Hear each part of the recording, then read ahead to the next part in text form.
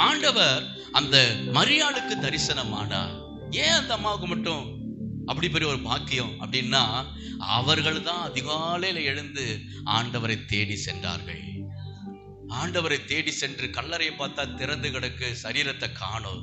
இப்ப அவங்க அழுவுறவங்க உட்காந்து, ஐயோ ஆண்டவரை காணுமே.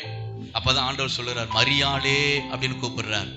மரியாளேன்னு கூப்பிட்ட உடனே தான் அந்த சத்தம், அந்த வார்த்தை கேட்ட பிறகுதான், ஐயோ இது என் தேவனுடைய குரலே. அல்லேலூயா. அதுக்குதான் சொல்றேன், ஆண்டவரை நோக்கி நம்ம ஜெபம் பண்ணும் பொழுதுதான், சமூகத்துல உட்காரும் போதுதான் அவர் பேசுவார். உன் மேய்ப்பனுடைய குரலை நீ கேளு.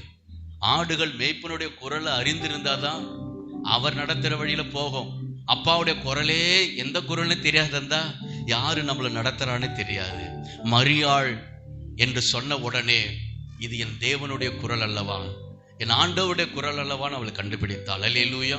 அது மட்டுமல்ல, ஆண்டவர் மரியாளுக்கு தரிசனமானது அவங்களுடைய கண்ணீர். அந்த கண்ணீரை தாண்டி தேவன் போக முடியல. கண்ணீர் சிந்தி அவங்க அழுகுறாங்க, என் ஆண்டவரை நான் பார்க்கணுமே. அல்லேலூயா.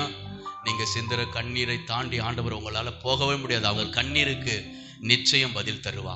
நீங்கள் சிந்துற ஒவ்வொரு சொட்டு கண்ணீரும் தேவனுடைய பார்வையில விலையேறப்பட்டது. மரியாள் சிந்தின கண்ணீரை தாண்டி ஆண்டவர் போக முடியல. ஒரு அல்லேலூயா சொல்லுவோமா? அல்லேலூயா.